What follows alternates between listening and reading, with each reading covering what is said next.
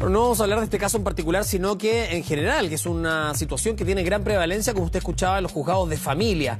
En lo que va de este año, ya lo escuchamos, más de 4.800 demandas. Vamos a abordar este tema con la abogada Lía Rojas. Gracias por estar con nosotros, Lía. Muchas gracias por la invitación, Humberto. Bueno, primero que todo, ¿cómo se parte o cómo se tiene que iniciar esta demanda de reclamación por paternidad? Ante el juez pertinente, me imagino, lo tiene que interponer la persona, la demandante en este caso, y siempre tiene que aceptar la otra persona. ¿Puede no recurrir a los tribunales, por ejemplo?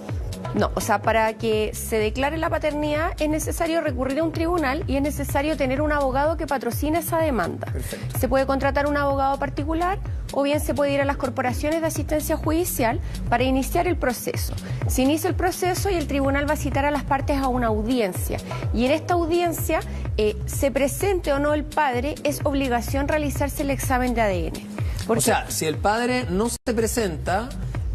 ¿cuántas veces puede no presentarse? Tengo entendido que hasta una segunda vez se presume entonces que el hijo sí sería de él, ¿no? Claro, la ley se modificó porque antes existía otra normativa. Y no iban nunca, claro, no iban nunca, desde el año 98 aproximadamente esto se modificó, en donde si es citado en 2 oportunidades a realizarse el examen y no se lo realiza, se presume de derecho que es el padre. Entonces, ¿qué es lo que sucede? El padre se ve enfrentado a esta situación y en realidad obligado a realizarse el examen, puesto que si no se lo realiza, se presume que es el padre sin que sea necesario que incluso se presente al tribunal. Veíamos recién casos como el de don Francisco, personas que son más bien reconocidas.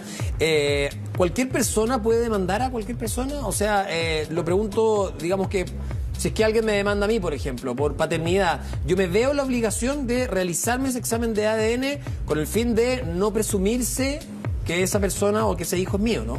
Claro, efectivamente es así. Ante una demanda, el demandado se ve la obligación de realizarse este examen de ADN, ya que si no se lo realiza, la ley establece expresamente esta sanción de que se va a reconocer la paternidad. Es decir, si uno está enfrentado a un proceso judicial, tiene que recurrir a la justicia, aun cuando la paternidad posteriormente sea descartada, que también pasa en otras ocasiones. Cuando son fuera del matrimonio se llaman padres legales, ¿no? En ese sentido, lo que sí tienen que hacer es pagar la pensión alimenticia en caso de que sea padre, y no solo eso, el hijo también tiene todos los derechos que le otorga la ley, como por ejemplo transformarse inmediatamente en heredero de ese padre.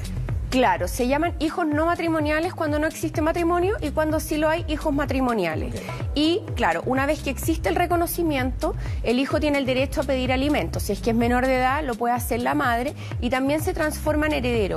Pero si es que el padre es obligado a ir al procedimiento judicial y aun cuando el examen determina que es el padre, no lo reconoce y el reconocimiento es por una sentencia, ese padre va a quedar privado de todos los derechos que tiene respecto del hijo. Es decir, no va a tener, por ejemplo, el derecho a demandar posteriormente visitas y a tener con él una relación para vincularse, pero sí mantiene todas las obligaciones legales como son los alimentos y también el derecho, por supuesto, a la herencia. O sea, si el padre lo reconoce como contraparte, el tribunal puede dictar sentencia inmediatamente, no hay mayor problema. Es que generalmente cuando el padre lo reconoce en el proceso, el tribunal estima que ha colaborado y por lo tanto no lo priva de estos derechos con respecto al hijo, porque puede perfectamente no haber sabido, como vemos el caso de Sergio Lagos, no haber sabido que tenía un hijo o de su existencia hasta ese momento. Entonces parecería injusto privarlo de los derechos si siquiera ha ido al procedimiento judicial. Claro, en caso de que esto ocurra con una demanda, ¿no? Durante el juicio de reclamación tengo entendido también que se puede solicitar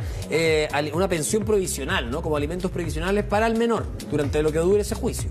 Claro, lo que establece la ley es que la madre puede pedir alimentos para el hijo que está por nacer o cuando existe una presunción fundada respecto de la paternidad, pero tiene que existir ciertos antecedentes que den cuenta al tribunal de que se podría presumir que es el padre. En caso contrario, el tribunal puede no decretar esos alimentos mientras transcurre el juicio y puede esperar a la realización del examen para determinar si efectivamente es o no el padre y ahí recién realizar la demanda de alimentos. Vayamos a casos extremos, ¿no? Porque uno dice como, bueno, se puede presumir, habría que ver. Me imagino que el juez también tiene que escuchar todos los antecedentes, porque claro, alguien puede acusar a cualquier persona de que es padre de un hijo, y en ese sentido también, ¿a quién se le cree? ¿A la demandante o al demandado? Porque puede decir, nosotros fuimos pareja, estuvimos tanto tiempo juntos, y el otro puede decir, yo no te conozco. Que imagino que dentro de estos 4.800 casos se da bastante seguido.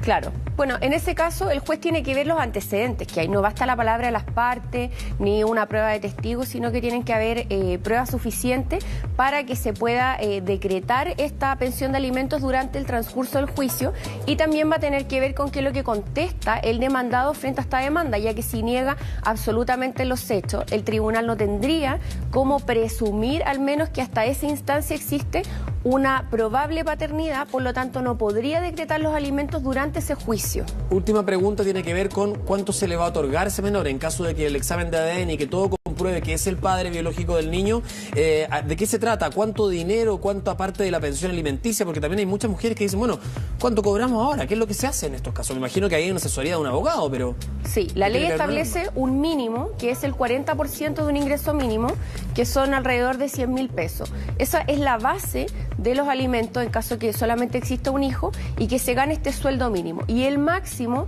es el 50% de la remuneración.